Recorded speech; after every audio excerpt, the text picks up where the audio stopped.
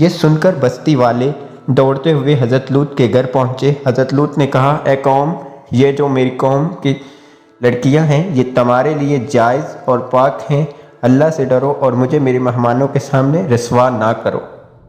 کیا تم میں سے کوئی بھی شائستہ آدمی نہیں؟ حضرت لوط کی بات سن کر وہ لوگ بولے، تم بخوبی واقف ہو کہ ہمیں تمہاری بیٹیوں سے کوئی حاجت نہیں، اور جو ہماری اصل حاجت ہے اس سے تم بخوبی واقف ہو۔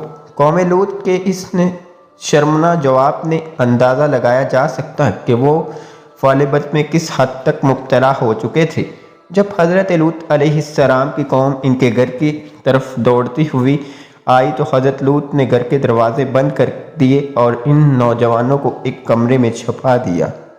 اس بدکار لوگوں نے آپ کے گھر کا گھیراؤ کیا ہوا تھا اور ان میں سے کچھ گھر کی دیواریں پر بھی چڑھنے کی کوشش کر رہے تھے۔ حضرت لوط علیہ السلام اپنے مہمانوں کی عزت کے خیال سے بہت زیادہ گھبرائے ہوئے تھے۔ فرشتے یہ سب منظر دیکھ رہے تھے۔ جب انہوں نے حضرت لوط علیہ السلام کی بے بسی اور پریشانی کا یہ عالم دیکھا تو حقیقت سے پردہ اٹھاتے ہوئے یوں فرمایا، اے لوط، ہم تمہارے رب کے بھیجے ہوئے فرشتے ہیں، یہ لوگ ہرگز تم تک نہیں پہنچ سکیں گے، ابھی کچھ رات باقی ہے، تو اپنے گھر والوں کو لے کر چل دو اور تم میں سے کوئی شخص پیچھے مڑ کر نہ دیکھے۔ اہل سدوم حضرت لوط علیہ السلام کے گھر کا دروازہ توڑنے پر بضد تھے، لہذا حضرت جبرائیل علیہ السلام نے گھر سے باہر نکل کر اپنے پر کا ایک کونا انہیں مارا، جس سے ان سب کی آنکھیں ٹھیلے باہر نکل آئے اور بصارت زائل ہو گئی۔ یہ خاص عذاب ان لوگوں کو پہنچایا جو حضرت لوط کے پاس بدنیتی سے آئے تھے۔ حضرت لوط علیہ السلام حقیقت حال جان کر مطمئن ہو گئے اور اپنے گھر والوں کے ساتھ رات ہی کو نکل کھڑے ہوئے۔ بیوی بھی ان کے ساتھ تھی، لیکن کچھ دور جا کر وہ واپس اپنی قوم کی طرف پلٹ گئی اور قوم کے ساتھ جہنم رسید ہو گئی۔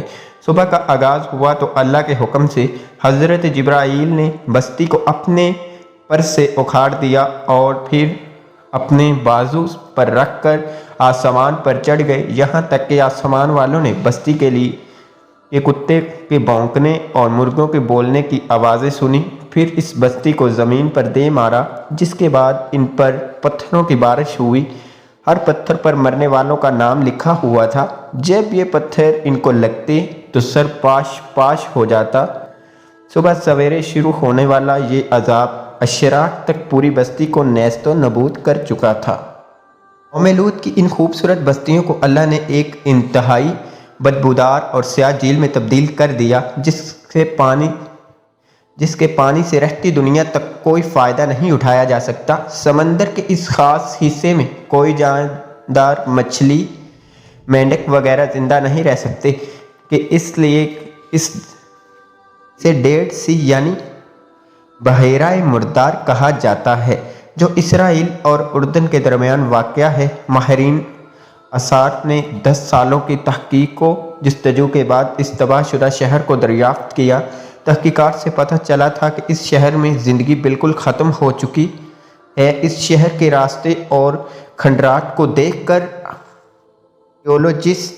ایکولوجسٹ نے یہ اندازہ لگایا کہ جب یہ شہر تباہ ہوا تو اس وقت لوگ روزمرہ کے معلومات اور کاموں میں مشغول تھے اور یہاں زندگی اچانک ختم ہو گئی تھی۔ اہل سدوم جنہیں پتھر بنا دیا گیا تھا، ان کے بت ابھی تک بحیرہ مردار کے پاس موجود ہیں، جو تا قیامت لوگوں کے لیے ایک عبرت ناک رہے ہیں۔ آج یورپی ممالک میں انسانی آزادی کے نام پر اس بدکاری کی اجازت دی جاتی ہے اور اس فحش عمل کو فخر سمجھا جاتا ہے، مگر حقیقت یہ ہے کہ ہم جس پرستی بالکل فطرت کے خلاف ہے، جس سے انسانی معاشرہ تباہ و برباد ہو جاتا ہے۔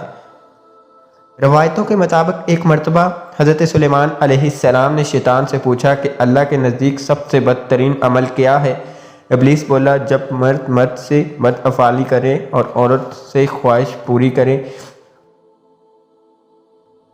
ایک روایت میں آتا ہے کہ حضرت ابن عباس سے روایت ہے کہ رسول اکرم صلی اللہ علیہ وآلہ وسلم نے فرمایا کہ اس شخص پر اللہ پاک کی لعنت ہو جو قوم لوط والا عمل کرے۔